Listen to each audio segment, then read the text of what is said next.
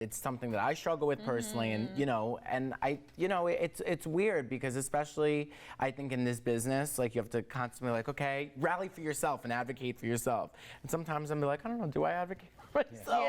Should I be rallying a little bit less for myself? But it's something that you have to, I think, realize that you're having these thoughts, step aside, and then just move forward. Welcome to the zoo, and you know what? There's a thing called imposter syndrome, all right? And it's really heavy. No, we're good. This is. I was yawning. Okay, perfect. So, and it's really big amongst Latinas, especially, but Latinos as well. Yeah. So we're gonna go ahead and gender our words, and that's today's big deal. Imposter syndrome is when you feel out of place.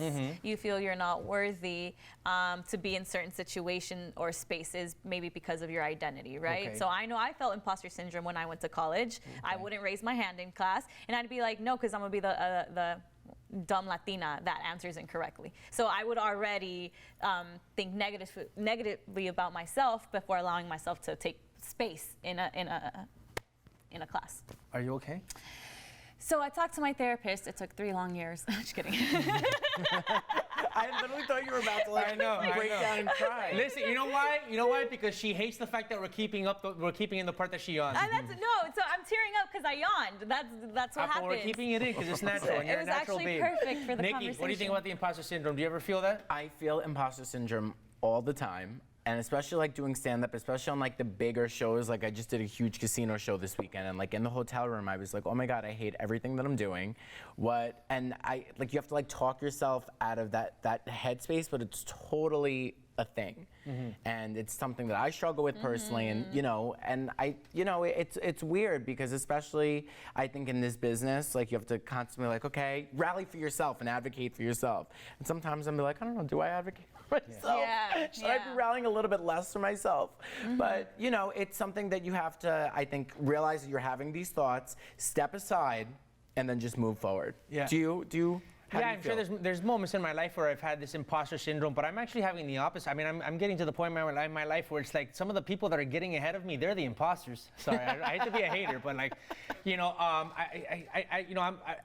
I've mentioned like I wrote a book last year, and there's a couple of writing projects that are it's kind of getting some steam. I have a manager who's helping me out that you actually hooked me up with, Nikki, right here. Hey, there we go. But there's so many like arbitrary issues that you have to deal with when you're a creative person trying to make things happen. So sometimes if you don't get something, that imposter syndrome might start sinking in your head. Well, maybe I didn't get far with that because I'm not worthy or my talent isn't there. And the manager that I'm working with now, Professor Christine King, she's very good at being like, no, this is good, and some of the feedback we got is good, but they weren't the right person, or this wasn't the right time, and all this kind of stuff. So you got to stay in that thing. But going back to you saying you don't want to be didn't want to be thought of as a Latina getting the question wrong, and Latinas especially, they seem to have this a lot more. We've talked about in other shows about our community in general, being a little less humble, being a little bit more, loud and proud. Yeah. So why do you think that maybe imposter syndrome kind of strikes our community a lot? Do you have like cousins and people in your family that you feel kind of get infected by this kind of thing? Yeah, of course. I mean, my generation of like cousins were first generation, so our parents are immigrants, right? So I know for me when I was younger, it'd be like, do not be seen. Make yourself less so that, we wouldn't be targeted because my mom, was undocumented and that kind of thing. So you come into these spaces, right? These classrooms of like, let me not be seen. I cannot take up space, So it's messed up because then you're talking about like your self-worth and self-value. But I think it was when I was in college that I started realizing, wait, I'm here for a reason. And it felt very awkward for me to be there, but I'm like, I earned my space, And then you would see to put it this way, like you would see the one white girl, I have a question, and then she would raise her hand, and I'm like, okay, what is it? She would literally be asking what was like written down in the first paragraph of the textbook. So I'm like, are you serious? She got into college through a legacy. But then I'm like, they're not afraid to take up space. And they're not afraid to take up space because at the end of the day, they're paying the same amount we are to be here. So I was like, well, okay, given that, I can take up space because I'm paying the same amount. And so then I kind of had to see it that way to give myself and value myself. Because I had the opportunity to go to a very small prep school where it was mostly Cuban kids. But Cubans we're talking about loud and proud. I mean, you want to describe Cubans are loud and proud. So it wasn't until I went into college and dealt with other races that I'm like, oh, wait a minute, hold on. White people look down on us? You take The a stand hell? back. I didn't know that. You have to take a stand back. You know, and so I was like, but I kind of want to keep, stressing to my Mexican friends here in LA that some of the smartest, most wise people I've ever met, are Carlos Montes, and I've learned so much that you guys sometimes don't give yourselves enough credit. And so, it takes you going to Berkeley and realize, oh, wait a minute, hold on, I'm What's smarter going on than here? that kid over there in the corner asking a dumb question. Or you're allowed to make mistakes.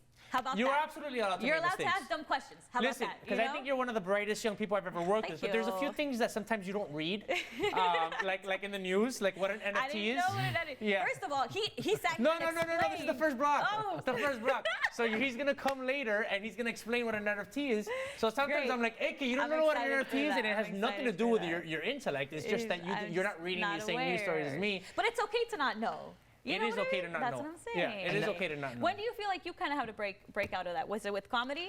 I mean, I still deal with that a lot. And okay. especially I feel like if I have one bad show, the next show, I'm like, oh my God, they're gonna hate me. And like I have to literally just be like, no, you're human. You could have a bad show once in a while. You have to, but yeah. I have to, and I just went through that literally this weekend.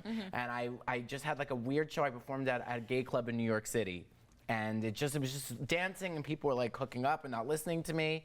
And the next show, I was like, it just really hurt my confidence. And I've been doing stand-up for 10 years. But do you notice? Why do you think you have imposter? Because I felt like, I felt like I didn't really like belong, and I felt like, wow, if I was that good, I would have had everybody's attention. But can I, as a comedian who've seen you perform, and what audiences really, you're able to kind of like take hold of, do you find that you actually do better when you're not doing, like, for instance, like a gay party or anything, that you're dealing with an audience that's different from you, and because you're different from them, interesting. you can Gay actually men hate me, and I really would love to know why. 'Cause you're I fabulous. love Sarah McLachlan, I love Shakira, I love Britney, I don't understand why, but I do, and I especially, and I feel like that's supposed to be my community as an LGBT person, and I don't feel that But way. can I tell you something? When I was dabbling with stand-up comedy and I would go back to Miami, the worst crowd that I could do comedy in front of was a bunch of Cubans. Really? I actually had an easier time dealing with other people. Do you think it's because their standards were higher for No, you? it's not the standard. Like it's my that, fellow Cuban better show But up. it's you know? okay. So one thing, you can crack a joke and relate, but you can also crack a joke to someone that doesn't understand you, and they're like, oh, okay, this different thing. I kind of get it better. Okay. So I'm really more that kind of person. And to go off what you're saying about that, like I feel like at least with gay crowds, like I feel like, oh, every gay guy thinks they're a comedian. In my experience, allegedly. You know what I mean? I don't know. Well, you're an actual comedian. I I've was seen gonna you say, perform go and check you out kick Nikki ass. Paris because Yes. he's amazing.